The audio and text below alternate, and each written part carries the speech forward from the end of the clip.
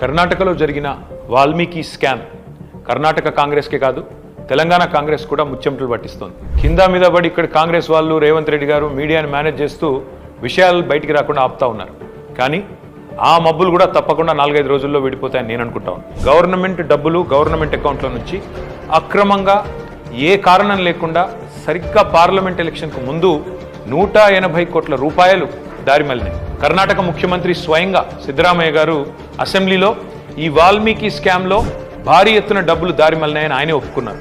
అందులో హైదరాబాద్లోని 9 బ్యాంక్ అకౌంట్లకి 45 కోట్ల రూపాయలు ట్రాన్స్ఫర్ చేశారు. దీని మీద ఎంక్వైరీ మొదలు కాగానే ఏమైందో ఏమో తెలియదు కానీ వాల్మీకి కార్పొరేషన్ అకౌంట్ సూపరింటెండెంట్ ఆఖరికి ఆత్మహత్య చేసుకున్నాడు. ఇవాళ ఆయన కుటుంబం రోడ్డున పడే పరిస్థితి. బ్యాంక్ అధికారులతో సహా 11 మందిని ఈడీ అరెస్ట్ చేసింది. కర్ణాటక నుండి మన తెలంగాణకు అక్రమంగా ఈ డబ్బు ఏ అకౌంట్లలోకి వచ్చింది, ఆ అకౌంట్లు ఎవరివి, ఈ తీగ లాగితే తెలంగాణ కాంగ్రెస్ డొంక మొత్తం కదులుతా ఉన్నది. మొన్న పార్లమెంట్ ఎన్నికల్లో తెలంగాణ కాంగ్రెస్ పార్టీ తన ఖర్చులకు ఈ డబ్బులే వాడినట్టుగా అనిపిస్తూ ఉంది. 4.5 కోట్ల రూపాయలు నేరుగా V6 బిజినెస్ అనే కంపెనీకి ట్రాన్స్ఫర్ అయినట్టుగా ఆధారాలు ఉన్నాయి. ఈ V6 బిజినెస్ కంపెనీ ఓనర్ ఎవరు? SIT, CID, ED ఈ దాడులన్నీ జరిగిన తర్వాత కూడా మన తెలుగు మీడియాలో ఈ వార్తలు రాకుండా అడ్డుకుంటున్నది ఎవరు?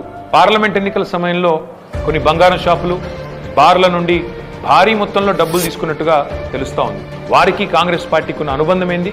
ఇవన్నీ కూడా బయటికి రావాలి. కర్ణాటక ముఖ్యమంత్రి సిద్ధరామయ్యను గనక పొరపాటున తొలగిస్తే పక్కన ఉన్న తెలంగాణ సర్కారు కూడా కూలుతుంది అని ఈ మధ్యనే కర్ణాటక మంత్రి సతీష్ జరికోలి అంటున్నారు.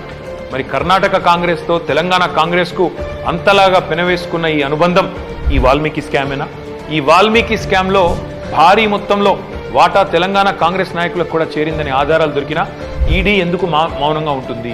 అసలు తెలంగాణ కాంగ్రెస్ నాయకుల మీద దర్యాప్తు జరగకుండా రక్షిస్తున్నది ఎవరు? పార్లమెంట్లో గాయ చేసుడు తప్ప బయట మాత్రం ఏమీ తమ సొంత పార్టీ అవినీతి మీద నోరు విప్పని రాహుల్ గాంధీ ఖచ్చితంగా నోరు విప్పాలి. ఈ వాల్మీకి కార్పొరేషన్ గుట్టు విప్పాలని చెప్పి నేను డిమాండ్ చేస్తా ఉన్నాను.